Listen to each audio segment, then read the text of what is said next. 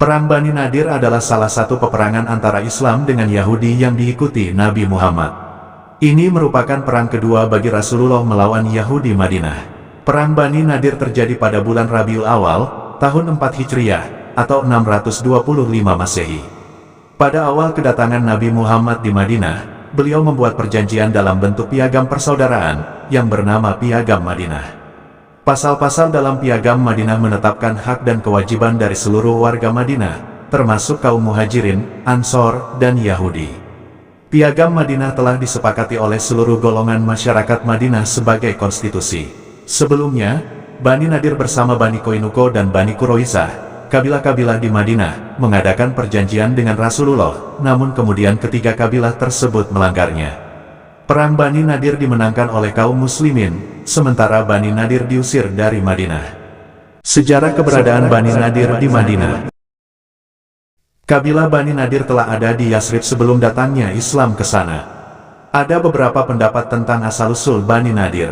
Yaqubi menyebutkan, mereka berasal dari kabilah Bani Juzam, yang masuk agama Yahudi, dan tinggal di Gunung Nadir. Sejak itu, mereka dikenal dengan sebutan nama gunung tersebut. Pendapat lain menyebutkan, Bani Nadir adalah keturunan Harun bin Imran. Setelah Nabi Musa wafat, dan sebelum kabilah-kabilah Arab Bani Aus dan Bani Khosroj melakukan hijrah ke sana karena terjadinya banjir arim, mereka telah lebih dulu menempati daerah itu. Ibnu Sa'ad menyebut daerah tempat tinggal mereka dengan nama Al-Gors. Pengkhianatan Bani Nadir. Begitu Nabi Muhammad hijrah ke Madinah, Bani Nadir dan kaum Yahudi lainnya mengadakan perjanjian dengan kaum muslimin. Mereka berjanji akan membantu dan membela kaum muslimin, jika Madinah diserang musuh dari luar, menjamin keselamatan harta dan jiwa mereka dari ancaman kafir Quraisy, dan tidak menjalin hubungan dagang dengan mereka. Ternyata Bani Nadir mengkhianati perjanjian tersebut. Tak lama sebelum masuknya Islam ke Madinah, yaitu sebelum terjadi perang Uhud, Bani Nadir mengadakan kontak dengan Abu Sufyan. Bani Nadir membocorkan rahasia kekuatan Islam di Madinah, serta menginformasikan bagian-bagian terlemah dari kota Madinah kepada kaum Quraisy. Selain itu, mereka juga secara terang-terangan membunuh dan menyakiti kaum muslimin, serta melakukan percobaan pembunuhan terhadap Nabi Muhammad. Sebab itu, terjadilah perang Bani Nadir. Di tahun itu, Amr bin Umayyah yang datang dari Bir Maunah atau Sumur Maunah, membunuh 2 orang dari Bani Amir yang sedang berada di bawah naungan Rasulullah. Karena peristiwa itu, Amir bin Tufail menuntut diyat pada Rasulullah.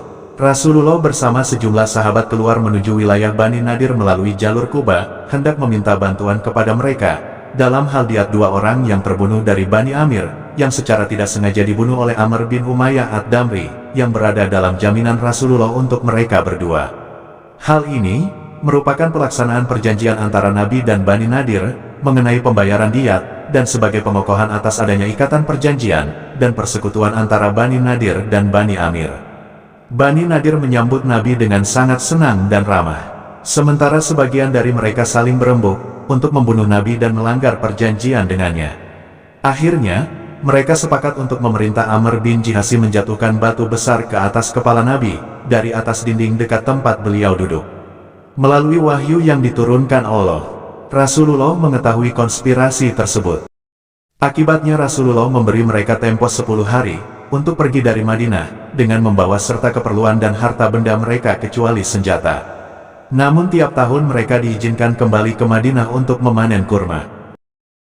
Aksi golongan munafik.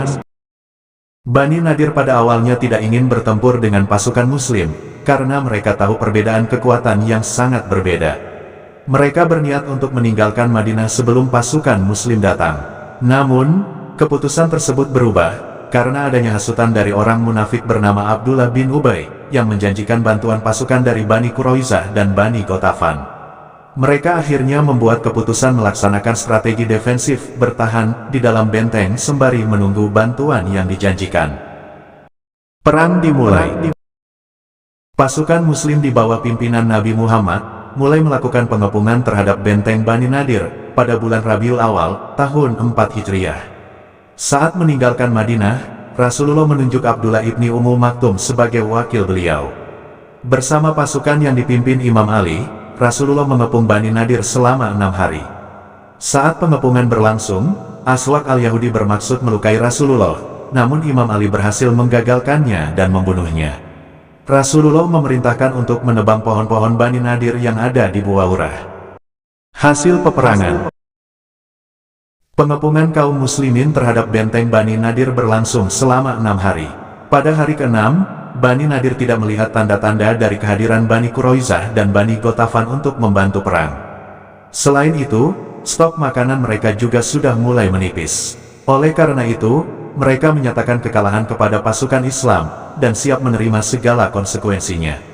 Pada akhirnya, kaum Yahudi menyerah dan pasrah ketika hanya diizinkan membawa harta benda mereka sebatas angkutan unta saat keluar dari Madinah, dan itu tidak termasuk emas, perak, dan senjata.